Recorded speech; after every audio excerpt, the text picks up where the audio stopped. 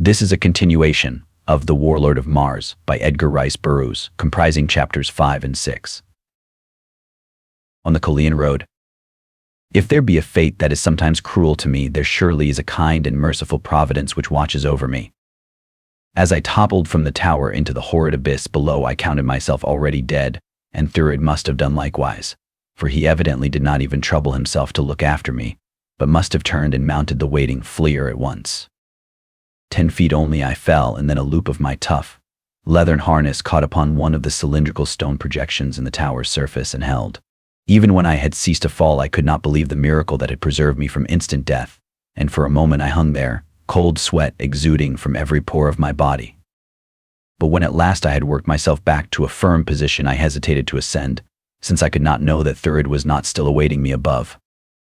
Presently, however, there came to my ears the whirring of the propellers of a flyer, and as each moment the sound grew fainter, I realized that the party had proceeded toward the south without assuring themselves as to my fate. Cautiously I retraced my way to the roof, and I must admit that it was with no pleasant sensation that I raised my eyes once more above its edge, but to my relief there was no one in sight, and a moment later I stood safely upon its broad surface. To reach the hangar and drag forth the only other flyer which it contained was the work of but an instant, and just as the 2 Theran warriors whom Matai Shang had left to prevent this very contingency emerged upon the roof from the tower's interior, I rose above them with a taunting laugh. Then I dived rapidly to the inner court where I had last seen Woola, and to my immense relief found the faithful beast still there.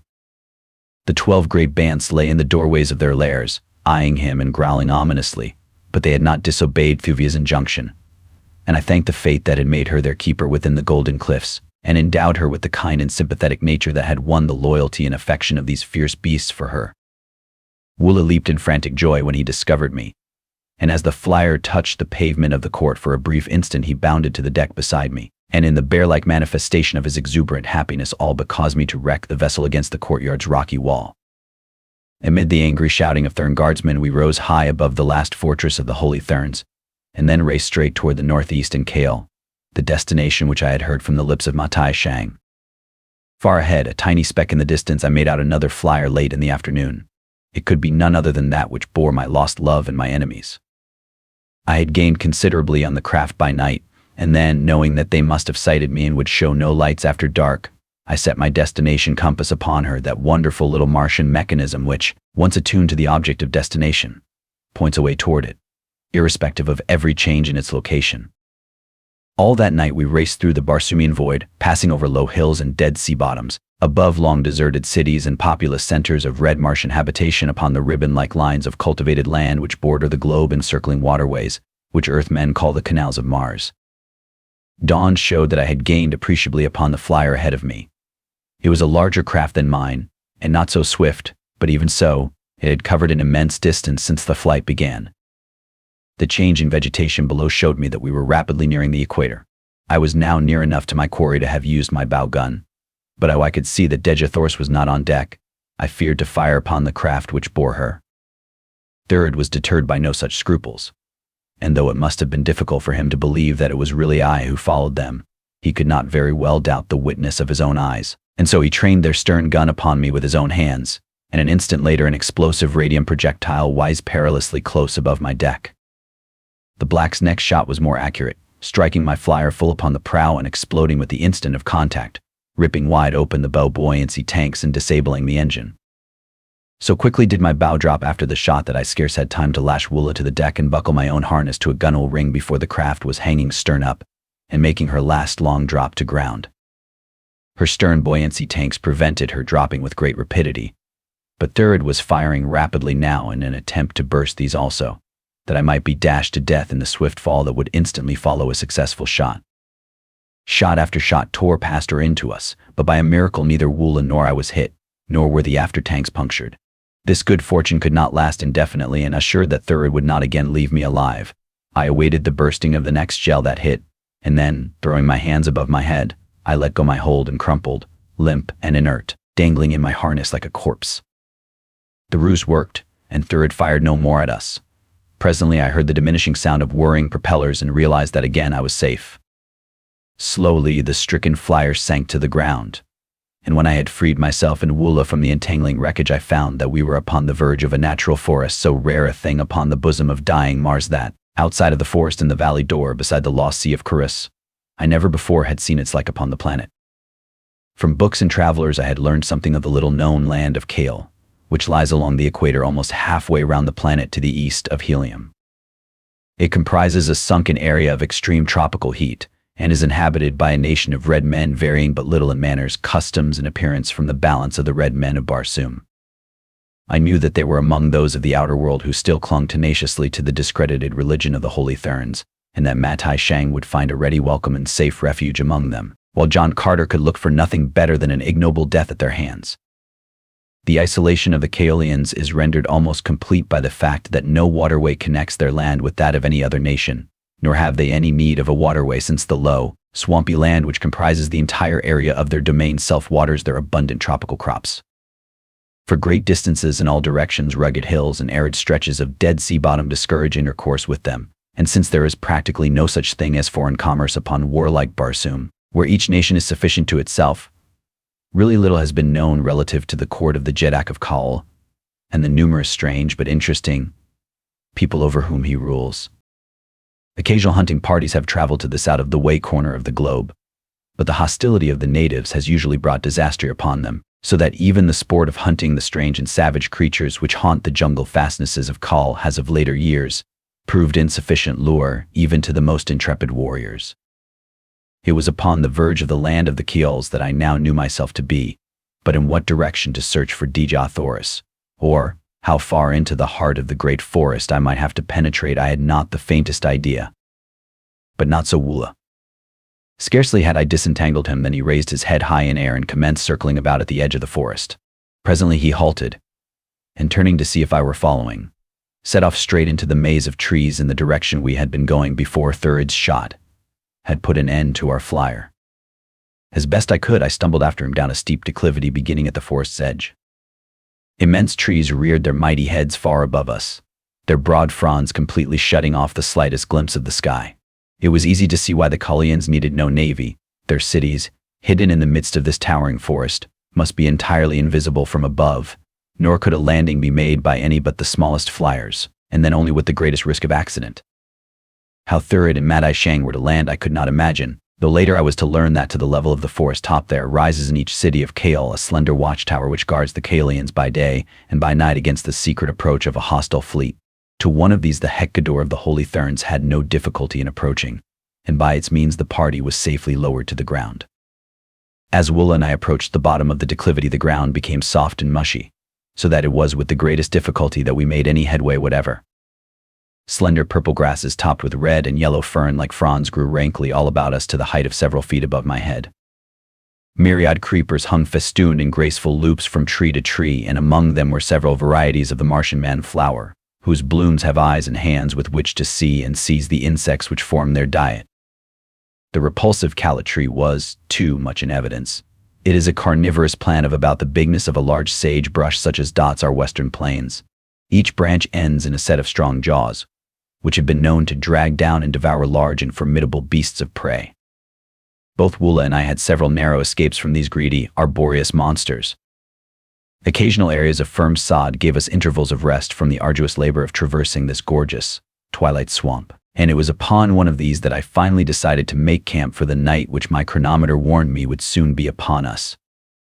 Many varieties of fruit grew in abundance about us, and as Martian callets are omnivorous, Woola had no difficulty in making a square meal after I had brought down the viands for him.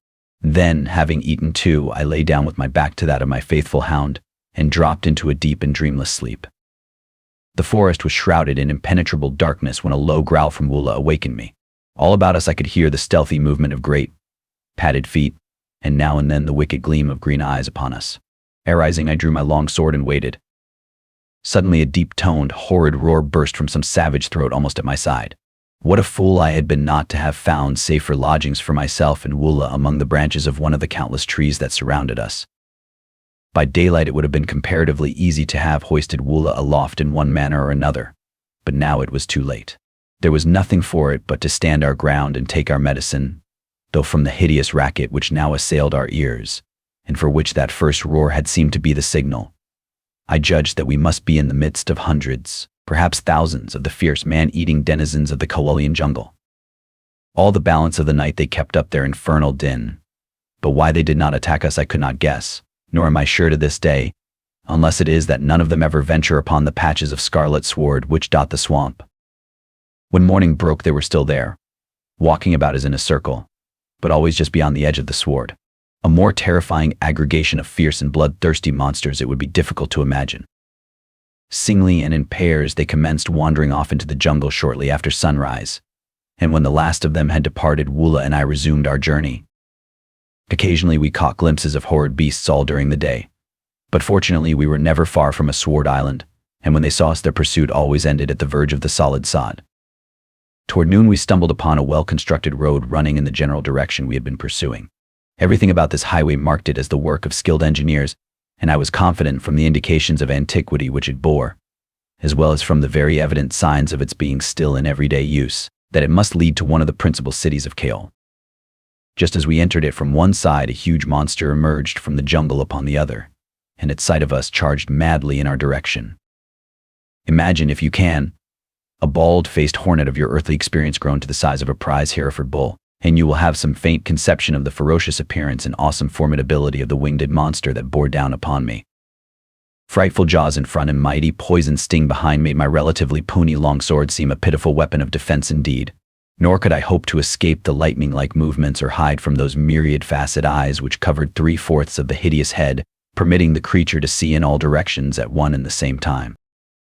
Even my powerful and ferocious Woola was as helpless as a kitten before that frightful thing. But to flee were useless, even had it ever been to my liking to turn my back upon a danger, so I stood my ground, Woola snarling at my side, my only hope to die as I had always lived fighting. The creature was upon us now, and at the instant there seemed to me a single slight chance for victory. If I could but remove the terrible menace of certain death hidden in the poison sacs that fed the sting, the struggle would be less unequal. At the thought I called to Woola to leap upon the creature's head and hang there, and as his mighty jaws closed upon that fiendish face, and glistening fangs buried themselves in the bone and cartilage and lower part of one of the huge eyes, I dived beneath the great body as the creature rose, dragging Woola from the ground, that it might bring its sting beneath and pierce the body of the thing hanging to its head. To put myself in the path of that poison-laden lance was to court instant death, but it was the only way, and as the thing shot lightning-like toward me, I swung my long sword in a terrific cut that severed the deadly member, close to the gorgeously marked body. Then, like a battering ram, one of the powerful hind legs caught me full in the chest and hurled me, half-stunned and wholly winded, clear across the broad highway and into the underbrush of the jungle that fringes it. Fortunately, I passed between the boles of trees. Had I struck one of them, I should have been badly injured, if not killed, so swiftly had I been catapulted by that enormous hind leg. Dazed though I was, I stumbled to my feet and staggered back to Woola's assistance, to find his savage antagonist circling 10 feet above the ground, beating madly at the clinging callet with all 6 powerful legs. Even during my sudden flight through the air I had not once released my grip upon my long sword, and now I ran beneath the 2 battling monsters, jabbing the winged terror repeatedly with its sharp point. The thing might easily have risen out of my reach, but evidently it knew as little concerning retreat in the face of danger as either Woola or I, for it dropped quickly toward me, and before I could escape had grasped my shoulder between its powerful jaws. Time and again the now useless stub of its giant sting struck futilely against my body, but the blows alone were almost as effective as the kick of a horse, so that when I say futilely, I refer only to the natural function of the disabled member. Eventually the thing would have hammered me to a pulp. Nor was it far from accomplishing this when an interruption occurred that put an end forever to its hostilities. From where I hung a few feet above the road I could see along the highway a few hundred yards to where it turned toward the east, and just as I had about given up all hope of escaping the perilous position in which I now was, I saw a red warrior come into view from around the bend. He was mounted on a splendid thoat, one of the smaller species used by red men, and in his hand was a wondrous long, light lance. His mount was walking sedately when I first perceived them, but the instant that the red man's eyes fell upon us, a word to the thoat brought the animal at full charge down upon us. The long lance of the warrior dipped toward us, and as thoat and rider hurtled beneath, the point passed through the body of our antagonist. With a convulsive shudder the thing stiffened, the jaws relaxed, dropping me to the ground, and then, careening once in midair, the creature plunged headforemost to the road, full upon Woola, who still clung tenaciously to its gory head. By the time I had regained my feet, the red man had turned and ridden back to us. Woola, finding his enemy inert and lifeless, released his hold at my command and wriggled from beneath the body that had covered him, and together we faced the warrior looking down upon us. I started to thank the stranger for his timely assistance, but he cut me off peremptorily. "Who are you?" he asked. "Who dare enter the land of Kaol and hunt in the royal forest of the Jeddak?" Then, as he noted my white skin through the coating of grime and blood that covered me, his eyes went wide, and in an altered tone he whispered, "Can it be that you are a holy Thurn?" I might have deceived the fellow for a time, as I had deceived others, but I had cast away the yellow wig and the holy diadem in the presence of Ma Tai Shang, and I knew that it would not be long ere my new acquaintance discovered that I was no Thurn at all. "I am not a Thurn," I replied, and then, flinging caution to the winds, I said, "I am John Carter, Prince of Helium, whose name may not be entirely unknown to you." If his eyes had gone wide when he thought that I was a holy Thurn, they fairly popped now that he knew that I was John Carter. I grasped my long sword more firmly as I spoke the words which I was sure would precipitate an attack, but to my surprise they precipitated nothing of the kind. "John Carter, Prince of Helium," he repeated slowly, as though he could not quite grasp the truth of the statement. "John Carter, the mightiest warrior of Barsoom." And then he dismounted and placed his hand upon my shoulder after the manner of most friendly greeting upon Mars. "It is my duty, and it should be my pleasure, to kill you, John Carter," he said. "But always in my heart of hearts have I admired your prowess and believed in your sincerity, the while I have questioned and disbelieved the Thurns and their religion. It would mean my instant death were my heresy to be suspected in the court of Kulantith. But if I may serve you, Prince, you have but to command Torkar Bar, dwarf of the Cullian Road." Truth and honesty were writ large upon the warrior's noble countenance, so that I could not but have trusted him, enemy though he should have been. His title of Captain of the Cullian Road explained his timely presence in the heart of the savage forest, for every highway upon Barsoom is patrolled by doughty warriors of the noble class, nor is there any service more honorable than this lonely and dangerous duty in the less frequented sections of the domains of the red men of Barsoom. "Torkar Bar has already placed a great debt of gratitude upon my shoulders," I replied, pointing to the carcass of the creature from whose heart he was dragging his long spear. The red man smiled. "It was fortunate that I came when I did," he said. "Only this poisoned spear pricking the very heart of a Sith can kill it quickly enough to save its prey. In this section of Kaol we are all armed with a long Sith spear, whose point is smeared with the poison of the creature it is intended to kill. No other virus acts so quickly upon the beast as its own. Look," he continued, drawing his dagger and making an incision in the carcass a foot above the root of the sting, from which he presently drew forth 2 sacks, each of which held fully a gallon of the deadly liquid. "Thus we maintain our supply, though were it not for certain commercial uses to which the virus is put, it would scarcely be necessary to add to our present store, since the Sith is almost extinct. Only occasionally do we now run upon one. Of old, however, Kaol was overrun with the frightful monsters that often came in herds of 20 or 30, darting down from above into our cities and carrying away women, children, and even warriors." As he spoke, I had been wondering just how much I might safely tell this man of the mission which brought me to his land, but his next words anticipated the broaching of the subject on my part, and rendered me thankful that I had not spoken too soon. "And now as to yourself, John Carter," he said. "I shall not ask your business here, nor do I wish to hear it. I have eyes and ears and ordinary intelligence, and yesterday morning I saw the party that came to the city of Kaol from the north in a small flyer. But one thing I ask of you, and that is, the word of John Carter that he contemplates no overt act against either the nation of Kaol or its Jeddak." "You may have my word as to that, Torkar Bar," I replied. "My way leads along the Cullian Road, away from the city of Kaol," he continued. "I have seen no one John Carter least of all, nor have you seen Torkar Bar, nor ever heard of him. You understand?" "Perfectly," I replied. He laid his hand upon my shoulder. "This road leads directly into the city of Kaol," he said. "I wish you fortune," and vaulting to the back of his throat he trotted away without even a backward glance. It was after dark when Woola and I spied through the mighty forest the great wall which surrounds the city of Kaol. We had traversed the entire way without mishap or adventure, and though the few we had met had eyed the great Kalat wonderingly, none had pierced the red pigment with which I had smoothly smeared every square inch of my body. But to traverse the surrounding country and to enter the guarded city of Kulantith, Jeddak of Kaol, were 2 very different things. No man enters a Martian city without giving a very detailed and satisfactory account of himself, nor did I delude myself with the belief that I could for a moment impose upon the acumen of the officers of the guard to whom I should be taken the moment I applied at any one of the gates. My only hope seemed to lie in entering the city surreptitiously under cover of the darkness, and once in, trust to my own wits to hide myself in some crowded quarter where detection would be less liable to occur. With this idea in view, I circled the great wall, keeping within the fringe of the forest which is cut away for a short distance from the wall about the city, that no enemy may utilize the trees as a means of ingress. Several times I attempted to scale the barrier at different points, but not even my earthly muscles could overcome that cleverly constructed rampart. To a height of 30 feet the face of the wall slanted outward, and then for almost an equal distance it was perpendicular, above which it slanted in again for some 15 feet to the crest. And smooth, polished glass could not be more so. Finally I had to admit that at last I had discovered a Barsoomian fortification which I could not negotiate. Discouraged, I withdrew into the forest beside a broad highway which entered the city from the east, and with Woola beside me lay down to sleep. A hero in call. It was daylight when I was awakened by the sound of stealthy movement nearby. As I opened my eyes, Woola too moved and, coming up to his haunches, stared through the intervening brush toward the road, each hair upon his neck stiffly erect.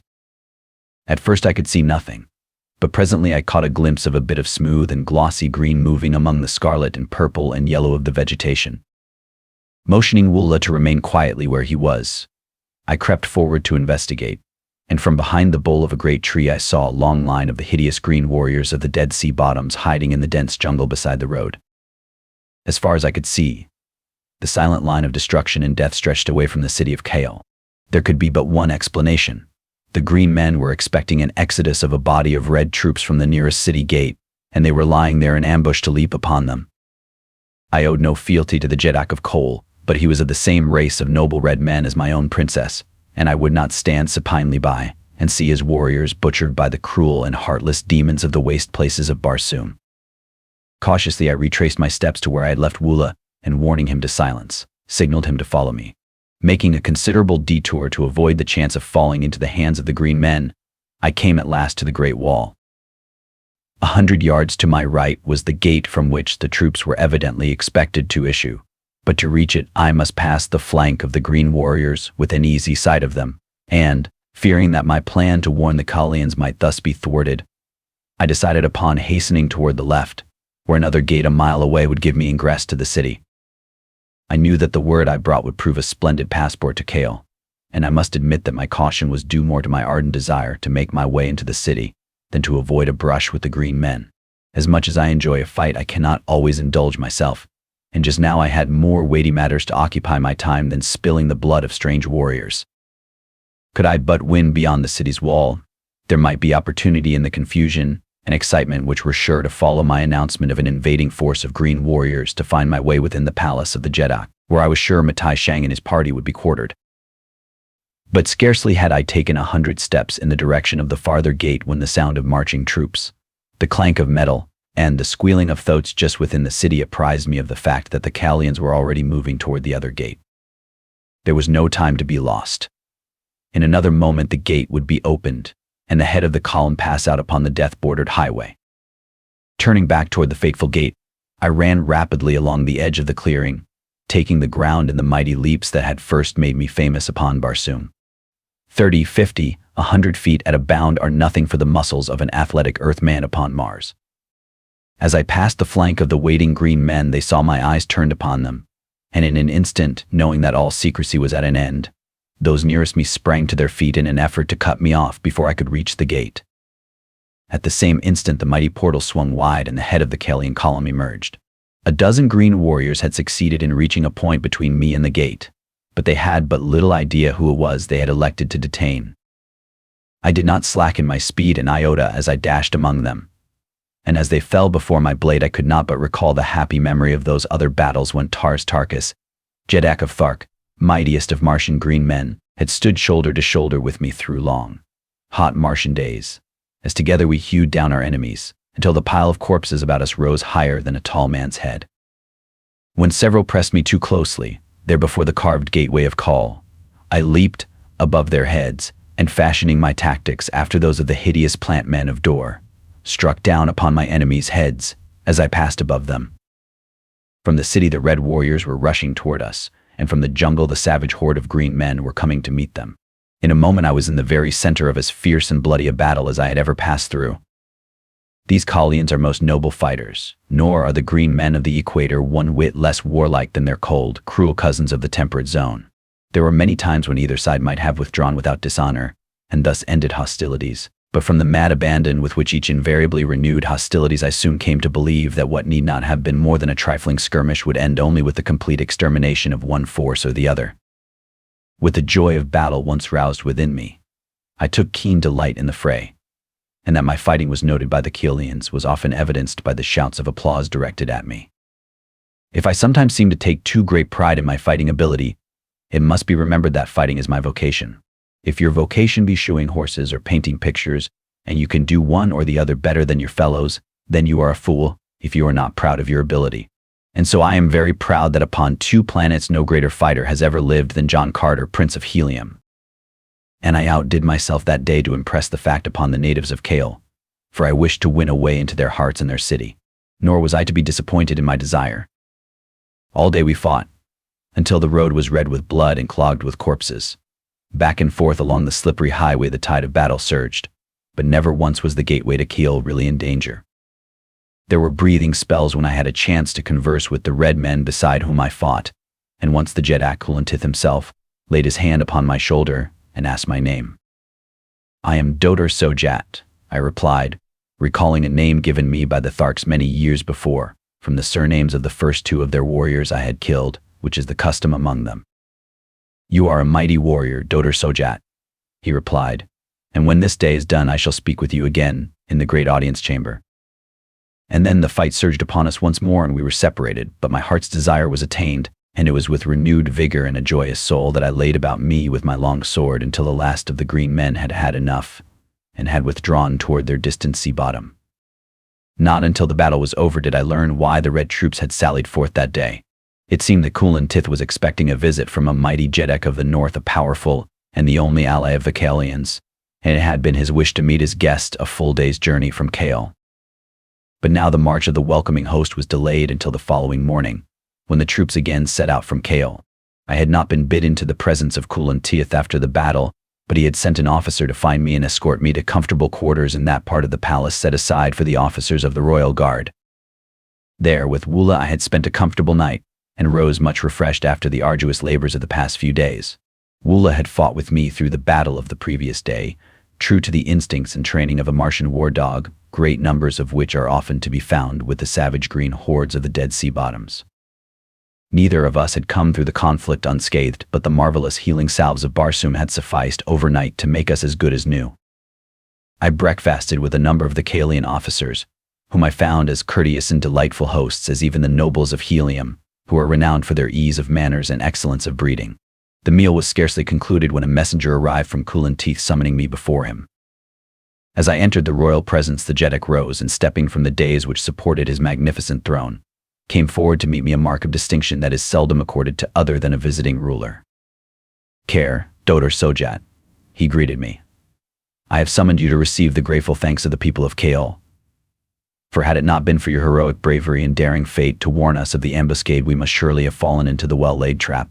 Tell me more of yourself, from what country you come, and what errand brings you to the court of Kulantith."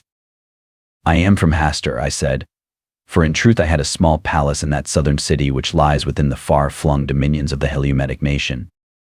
My presence in the land of Kal is partly due to accident, my flyer being wrecked upon the southern fringe of your great forest.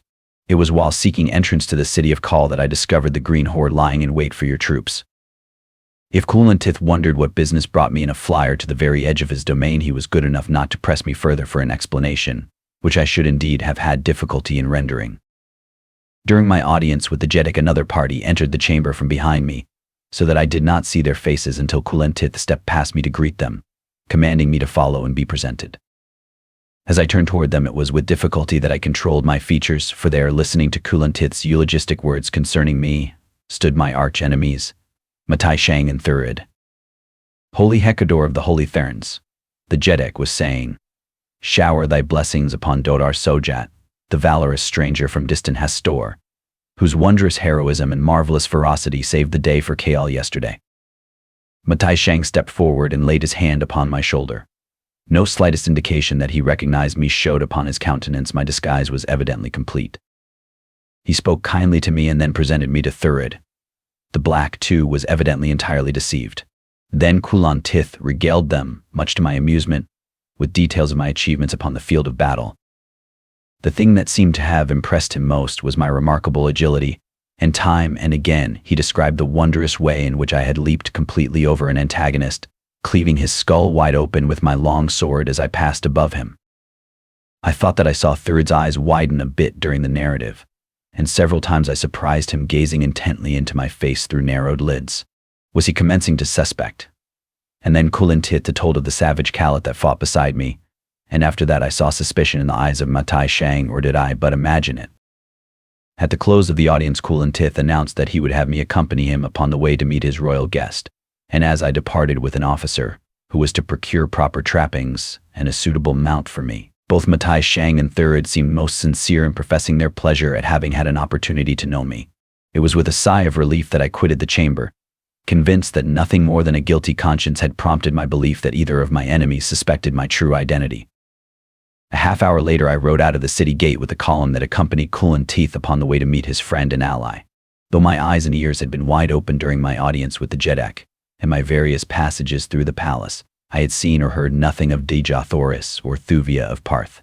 That they must be somewhere within the great rambling edifice I was positive, and I should have given much to have found a way to remain behind during Ithalan Tith's absence, that I might search for them. Toward noon we came in touch with the head of the column we had set out to meet. It was a gorgeous train that accompanied the visiting Jeddak, and for miles it stretched along the wide, white road to Kael. Mounted troops, their trappings of jewel and metal-encrusted leather glistening in the sunlight, formed the vanguard of the body, and then came 1,000 gorgeous chariots drawn by huge Tidars. These low, commodious wagons moved two abreast, and on either side of them marched solid ranks of mounted warriors, for in the chariots were the women and children of the royal court. Upon the back of each monster, Zitidar rode a Martian youth, and the whole scene carried me back to my first days upon Barsoom, now 22 years in the past, when I had first beheld the gorgeous spectacle of a caravan of the green horde of Tharks. Never before today had I seen Zitidars in the service of red men. These brutes are huge Macedonian animals that tower to an immense height even beside the giant green men and their giant thoats, but when compared to the relatively small red man and his breed of thoats they assume Brobdinage proportions that are truly appalling. The beasts were hung with jeweled trappings and saddle pads of gay silk, embroidered in fanciful designs with strings of diamonds, pearls, rubies, emeralds, and the countless unnamed jewels of Mars, while from each chariot rose a dozen standards from which streamers, flags, and pennants fluttered in the breeze. Just in front of the chariots the visiting Jeddak rode alone upon a pure white thoat, another unusual sight upon Barsoom, and after them came interminable ranks of mounted spearmen, riflemen, and swordsmen. It was indeed a most imposing sight. Except for the clanking of accoutrements and the occasional squeal of an angry thoat or the low guttural of a Zitidar, the passage of the cavalcade was almost noiseless, for neither thoat nor Zitidar is a hoofed animal, and the broad tires of the chariots are of an elastic composition, which gives forth no sound. Now and then the gay laughter of a woman or the chatter of children could be heard, for the Red Martians are a social, pleasure-loving people in direct antithesis to the cold and morbid race of green men. The forms and ceremonials connected with the meeting of the two Jeddaks consumed an hour, and then we turned and retraced our way toward the city of Kael, which the head of the column reached just before dark, though it must have been nearly morning before the rear guard passed through the gateway. Fortunately, I was well up toward the head of the column, and after the great banquet, which I attended with the officers of the royal guard, I was free to seek repose. There was so much activity and bustle about the palace all during the night with the constant arrival of the noble officers of the visiting Jeddak's retinue, that I dared not attempt to prosecute a search for Dejah Thoris, and so, as soon as it was seemly for me to do so, I returned to my quarters. As I passed along the corridors between the banquet hall and the apartments that had been allotted me, I had a sudden feeling that I was under surveillance, and turning quickly in my tracks, caught a glimpse of a figure which darted into an open doorway the instant I wheeled about. Though I ran quickly back to the spot where the shadower had disappeared, I could find no trace of him. Yet in the brief glimpse that I had caught, I could have sworn that I had seen a white face surmounted by a mass of yellow hair. The incident gave me considerable food for speculation, since if I were right in the conclusion induced by the cursory glimpse I had had of the spy, then Matai Shangan III must suspect my identity, and if that were true, not even the service I had rendered Kulintith could save me from his religious fanaticism. But never did vague conjecture or fruitless fears for the future lie with sufficient weight upon my mind to keep me from my rest, and so tonight I threw myself upon my sleeping silks and furs and passed at once into dreamless slumber. Calots are not permitted within the walls of the palace proper, and so I had had to relegate poor Wula to quarters in the stables where the royal thoats are kept.